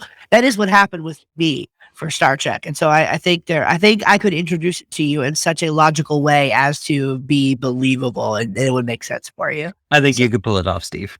I think so. I think so. Well, that is the end of our list already. So about an hour and a half's gone by. I think this might be our longest, but it was a really fun one. It's interesting. Dude, I'm down. This is seeing where we get our answers by. And yeah, no, I don't either. Skip or leave it or do whatever they want with it. But yeah, no, this was fun. I'm going to go ahead and give my story of the week, if that's good. Do it. So yeah, man. Mine, I'd say it's like a typical thing to put because it's happening, but I just thought there was an interesting story angle to it. I wanted to bring up about what's going on with Ukraine and Russia. And without getting into the weeds about it all, it's just interesting how there's really kind of 2 stories and only one thing can be true. So, Putin has really kind of set up the scenario of why he is invading Ukraine and the justification for it. And without going into, all the arguments about it, it's just interesting how just stories can influence people's minds. And just looking at the Ukraine side of things too, where the President Zelensky, he's putting videos up on Facebook, and he is, just really active with everything. And he's putting forward his own story about what's happening there and how he's being involved. And in a way, it is almost kind of like a battle between the stories there. And again, I think, the majority of people can kind of sort out what the truth and fiction is. But at the same time, a lot of people who either have that inability to, or for people who don't have access to maybe truthful information, can just be easily influenced by a story that they hear, because it makes sense and has a logical flow. So even untruthful things can make sense and seem to follow, and therefore, so I just think it's just interesting. And so obviously it's sad. I'm not looking at this from a perspective, oh wow, that's interesting, I'm excited to see what happens. No, not at all. Like I wish it would stop, but I'm just kind of sitting back and watching it and just seeing it all play out and how people are responding to it. And it's just, we haven't had a situation like this in this kind of social media age too. Obviously there was the war, the war in the Middle East. I say Iraq war, but it was also in Afghanistan. I mean, that was a mess over there, but that started really, in the early thousands, where social media wasn't around. And so this is the first one that we've had, and it's just different, and it's interesting to watch play out. So anyway, yeah. No, it is. And so 2 quick things about that is, so I saw, just a Facebook friend. He's not a real life friend, a Facebook friend of mine, who shared, because Putin wrote basically his side of the story right there on his Facebook wall. And I saw a friend who shared that, and he said, just for your consideration, I like to see both sides of every story. And I'm like, interesting, right? I'm not commentating on who's right, who's wrong, even though I think it's pretty, fairly clear. But it is interesting that he has a story ready to go that makes him sound like the good guy. Mm-hmm. Yeah. In this scenario.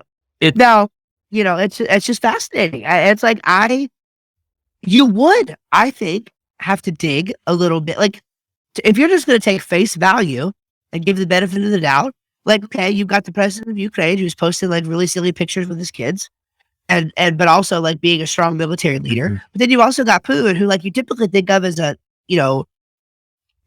bad guy or whatever, but he tells this story that actually sounds kind of compelling. And so it's kind of like, to be a good steward of the information, you almost do need to dig before taking a position, because they're, it's interesting. It's like, I heard, it's like, I've heard a lot of people say, and I'm not defending the guy, but I've heard a lot of people say, he's obviously just making this up.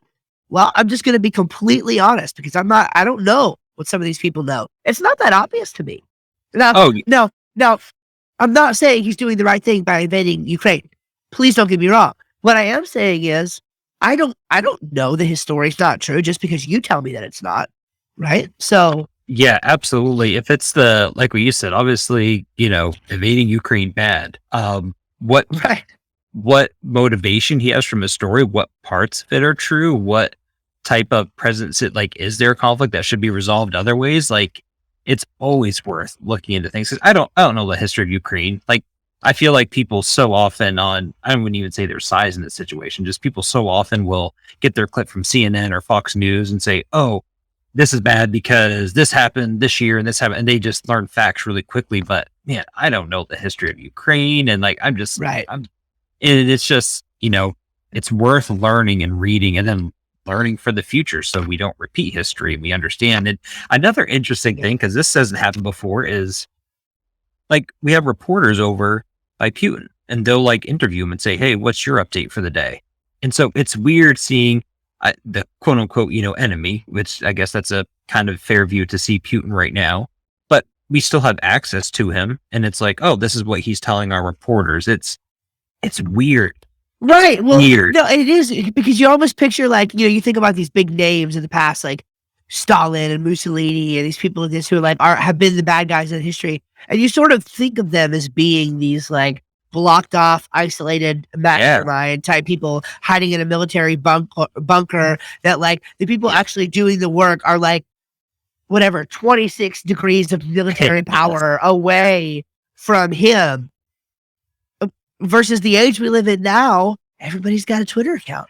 Right? The leader of the free world, Donald Trump, he was banned off of Twitter, of course, but like he was giving daily updates direct from him to the people of, hey, this is what's going on a daily basis. And before that, it had really never been done that way before. He broke that barrier. I know the world is just crazy. I know how I picture it now. It's almost like watching two people play a real-time strategy game and just watch as a third person. Because not only just from the interviews, but like we have satellite images, like we know what's happening. Like in World War II, I know we flew planes over areas and we were able to gather intel, but we fooled people with fake balloon tanks in World War II. Like, right. I mean, now it's just, I guess maybe you could try to set up something like that, but now we know what's happening. It's day by day. I read it and it says, oh, here's how many miles of forces Russia's taken in here. Here's where it is. It's literally like I'm watching a video game unfold before my eyes. It's so weird. No, it doesn't help. Like in a sense, though, I think it's a good thing. Let me qualify that a little bit. There was a statement so Donald Trump went on Fox. I have not watched the interview. I'm caveating. I have not watched the interview. Okay. Donald Trump appeared on Fox to comment on the situation. Yeah. And he made a comment, something to the degree, apparently, of Putin is a genius. Okay. Now listen. I searched because I wanted to see what he actually said. I guess I wanted to see somebody report somewhat accurately on what he actually said. And I promise you, I scrolled through 2 pages of Google headlines that were nothing but a very clear implication that Donald Trump praised Putin for invading the Ukraine. Yeah, I saw that. Yeah. Okay. Now, that is what we call spin. S-P-I-N, spin. That is spin. Okay. And I actually recorded my episode of the Islander podcast today was about philosophy and making distinctions and carefully looking at what somebody says.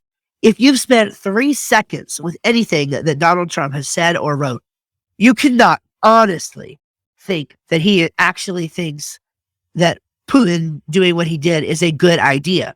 No, Donald Trump is a businessman who understands business. And so he looks into that situation and understands objectively in the situation, and I agree with him, by the way, that the maneuver, so insofar as the maneuver is twofold. Number one, Putin taking advantage of the situation because sanctions and things were lifted, we stopped building the pipeline, etc. From a business, country, political, world domination perspective, Putin moved in at the right time to reassemble his forces and do what he needed to accomplish in order to get his stuff done.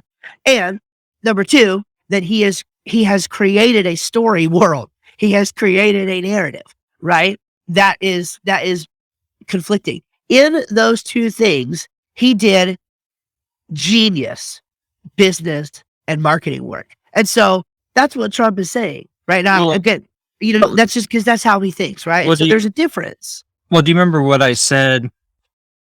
I forget which episode this was. I said something along the lines of realistic characters when writing fiction, where I'm an accountant. I'm a finance guy. When I go into a plant and when I step out into the plant that I work at, I think, okay, which capital project are we working on? How much money have we spent on it now? How much is that scrap going to cost us that came off from this item? I think in terms of money and how stuff is made like that and how it affects our bottom line. An engineer walking into a situation is going to, I walked out with maintenance guys plenty of times and they are automatically looking at things that need to be fixed. Why is this not working this way? It's just a different mindset. You have a human activist who is looking to take care of other people, and that's like their full-time thing. They're passionate about it. Their first reaction to what's happening when they see Russia invading Ukraine, they're going to think, oh my gosh, think of the children's at the orphanages, thinking about this. Right. And that's their perspective. And then Trump's looking at it from, oh, wow, here Russia's invading Ukraine. Putin hasn't done anything for a while. Let's see the reason why he's doing this. That's smart that he set up that. That's kind of a genius way of doing it. So it's just a matter of perspective. Like, right. Different, and it's just. Well, right. And so that's the interesting thing about it is, like, I was never like a Trump train guy, but I mean, I'm not going to lie. I'm politically conservative. I'll say right now, this is not the official view of the Storyworld podcast or any other hosts or affiliates or whatever. But Steve Schramm thinks that we would be doing a lot better right now and potentially not even have this whole conflict if Donald Trump was still in office. And I can say that because I literally watched a 10-minute interview of Trump at the table doing business, because politics is just business, to guard against this sort of thing happening in the future being now, right? So this was in the past. And so I'm like, I can objectively look at that and say, yeah, he understands the genius of this move, but because he knew that was the move that was going to happen, he would have taken the steps or continued along the pathway of continuing to build the pipeline so we don't have the dependence, continuing to pressure them with sanctions so that they can't get by for so cheap. And this whole thing probably would not have happened. So again, we can't talk in terms of shoulda, coulda, woulda, but it's so interesting to see that how somebody looks at the situation. And so the media looks at the situation and what they see is another opportunity to dish on Donald Trump. And so boom, so there it is. So anybody who's in their echo chamber of little news media is going to go and just be more entrenched in their belief and actually start to think a crazy thing like Donald Trump thinks what Putin did was a great idea. And it's just not the reality. Unfortunately, I think, I think that today with the open forum podcasts and with people, you see a lot more people talking together that have different views. And I think a lot of that's going away. The Fox News, CNN, and just doing the same talking points over and over. And I think it's getting old. And I think once the baby boomers go, I think you might see those programs actually go like forever. I think that's a possibility. I hope so. Yeah. I really do hope so. I think it'll be better for the public conversation. Let me real quick say bye. We went on a tangent there, but that was fun. Go for it. So sorry. No, that was fun. So I have two quick ones. So number one is Michael and Bruce Buffer. So thanks to Alex at the beginning of the UFC. Never really cared much for I would never get in a ring and fight, like whatever. But I appreciate the gamesmanship of it. I appreciate the hype and I think it's just cool, right, to watch. And so I love the announcer. Who doesn't love the announcer? His name is Bruce Buffer. And I just thought it was the coolest thing in the world when I found out the story that, like, the famous boxing guy, like the let's get ready to rumble, that guy is the UFC announcer guy's brother. And they didn't even meet until Bruce was like 30 or something and Michael was like 50 something. It turned out they're half brothers. They had the same dad and different moms, and totally ended up basically doing the same thing. What a weird thing. Right. Totally separately. They had no clue. There was no logical connection, but separately ended up being the staple announcers for both of these huge related, public sports fighting industries. So I thought that was really, really neat. Yeah. And just hearing him talk about, he's like, he reads a lot of the same personal development authors as me, Bruce does. And like, just hearing him talk about his passion for what he does and why he does it and some of the things that he does to help hype it up and to really make it a performance. It was just cool. And the other thing is just a really like super duper quick one is that I was so I'm a voracious reader. I used to not be. I used to not read hardly ever at all. And I mentioned that in 2015 I started reading. Actually, the first book I ever read was a weight loss book. The first book I ever voluntarily read, let me put it that way, was a weight loss book called The New Atkins for a New You, and it was all about the Atkins diet and how to use a low carb, high fat diet to lose weight and maintain optimal health. And so I feel like I have read, like that was before I was into apologetics or whatever. I just feel like I've just read hundreds and hundreds of books. And I was looking, I got a new Kindle today, so I was like playing around with some of the reading insights and stuff. And I decided to sort of, take inventory. And based on, so I have hard-ish data on most of the digital stuff and less concrete data on the physical stuff, but it's an average. And I just found some of these stats to be interesting. So since I have been a reader, so 2015, 2016, on Kindle, I've only read 87 books. I say only, I shouldn't say only, because it is a lot. I mean, a lot of people don't read 8 books, but like I've read 87 books. In that time, I've read maybe 10 physical books, maybe 10 to 15 physical books, to be generous. 42 that I have finished on Audible, some others that I've started. Most of these, not most of these, a few of them I've read multiple times. Russell Brunson's books, I've legitimately read each one of his trilogy 6 times, I think. So next time I read them, it'll be my 7th. So a lot, right? So Tactics, I read Tactics 3 times. The Big Leap, that's one I read probably 3 times, right? So many of these I have read multiple times in an attempt to sort of master what I teach. So that's approximately 150 books in 6 years. Okay. Most, again, nonfiction, 150 nonfiction books in 6 years. And so on the one hand, I'm like, holy crap, for somebody who never considered himself a reader, like that's a lot, because the average book I read is like 200 to 300 words, pages, 200 to 300 pages, which is like 60 to 80,000 words. That's a lot. So I was like, okay. Well, at the same time, though, Brandon Sanderson just laughed in 1,200 page language. I know. Insane. Sorry, keep going.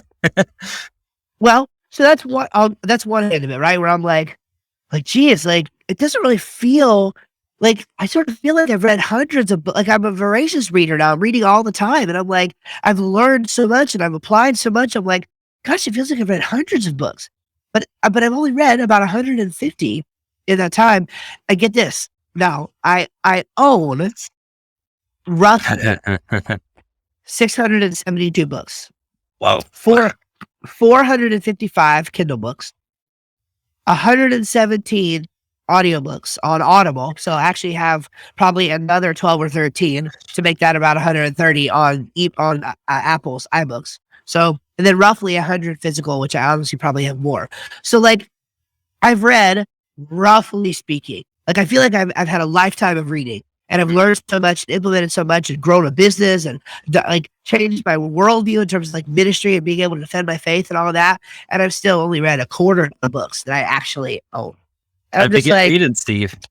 Isn't that, what are you been doing? Like, I don't know. I feel like it's been crazy. Like what? Like it's actually really cool for me. It makes me feel like, what does my library look like after I read the next corner of my library? Like it's just, anyway, it's really fascinating to think of how much opportunity there still is and how much I don't know, even after how much I read and how much I do know. And for the record, and I'll end with this. I mean, I don't say this in a prideful way. I say this in other people ask me, how are you like such a genius? Like, because I have a pretty fair amount of knowledge in a wide array of subject matter. And it's like, how do you know all this or whatever? And it's like the fact that you could be that educated just reading 150 books is cool. And it makes me think like more people need to be doing it. So you should read. If you listen to the Story World podcast, you probably already do. So anyway, that's that. Those are my stories of the week. It's funny how just different minds, like you and I have a lot of the same interests and we're geared towards the same thing, but whereas you have really studied thoroughly a lot of different subjects and can really participate fairly knowledgeably in any conversations going on. There are so many conversations that I just sit and listen because I have no idea what people are talking about. People who, like, for instance, just like thinking about like popular gospel bands or preachers, people will throw out names like, oh yeah, there's this guy. And I probably heard the name 100 times, but I just don't know about him or when it comes to certain things. But if it's one of the half a dozen topics that I love, man, I can talk about it for hours. But other than that, I just don't care. Well, I care to listen, but I don't care to invest any time in. It's just kind of funny, the different just scope that we have in our lives. Yeah. Well, it's like, And some you could like I just pulled kind of like I did earlier with the memories. I just pulled out a random fact, right? Somebody might think it's useless knowledge, but like it drives me crazy when somebody says something like when a Christian says, "Oh, that's good karma," and I'm like, "Do you know what karma is?" Actually, karma is directly tied to the kind of life. Like it says that when you get reincarnated, you will live the kind of life through this other person. Like that, the kind of deeds that you did, if you did bad deeds in this life, in that next life, you will receive the recompense for doing those bad deeds in that life after you get reincarnated. So I'm like, what the frick? Why don't you know about it? Totally random fact that I pulled out of nowhere, but it's like, yeah, I can participate in that conversation when a Christian says, "Oh, that's bad karma." I'm like, well, no, it's okay. That's just one example. It's just like hundreds of random things, and I'm like, I used to sit around literally in underwear and eat Cheetos. Serious. I mean, that's serious. Yeah. You could be at work. I mean, I'm indicting myself. My wife would go to work hard, and I would be at home, like lazy, waiting for the next game to go play or whatever. But like I would be at home eating Cheetos on the couch in my underwear. Uh-oh. We lost Steve. Steve. We were just getting to the good part too. Underwear on the couch. I think this can only go sideways from here. Oh, there you are. That was such an unfortunate time to leave out. I'm gonna literally, I'm gonna leave. I'm not gonna cut or edit anything. I was telling everybody that we were just getting to the good part, and with Steve on the couch's underwear can only go sideways from here. Anyway, so I'm gonna have whatever. Now you're a guy on the couch eating Cheetos with a Kindle. That's exactly right. It's interesting how books can change you. I'm a completely different person today, largely because of reading. Honest to goodness, largely because of reading. Absolutely. Makes a big difference. Hey, this was a great podcast. This was a great show. It was. I love it. I'm so sorry. What I've kind of been liking is we kind of have a topic, but I've actually been really liking that we kind of run into different areas and aspects and just be ourselves, and so not pigeonhole ourselves into a specific thing that we have. I just have to say, like, I understand like these tangents and the rambling and all of this, and the 2-hour long podcast. Like, I understand that's not for everybody, and it probably shouldn't be the norm. Like, we should probably cut it back. But I do just have to say, like, good dialogue and clear dialogue about important issues is so rare that I almost hate any chance that you actually get to have it. I feel like it's a waste if you don't. Right. And so talking about this stuff like the Joe Rogans of the world and the people like that who are willing to give a platform to a broad range of ideas and not just simply bow down to people's talking points. You and I are similar in worldview, of course, but we're able to talk very frankly and very broadly about these things. And so, yeah, it makes for a long podcast episode every once in a while, but I frankly think it's good. And I think it's encouraging a culture of dialogue that needs to be had. And I'm happy to be just a small part of it. Yeah. Absolutely, I agree. Maybe sometimes, again, we kind of have similar worldviews. Although it's funny, even though we haven't really talked about much about it here, we also do kind of have different mindsets on a couple different things, I think. And it's funny, this podcast isn't really geared towards digging deep into subjects to be argumentative and deep philosophical. It's more story related, but I'm sure that there's going to be tons of topics brought up in the future that we'll dive down deep into and see how it goes. For sure. All right, Steve. Well, hey, you have a good week, my friend, and a good rest of your night. Well, morning now. It is 12 in the morning, so. It is. It is. All right, man. God bless. Yep. See ya.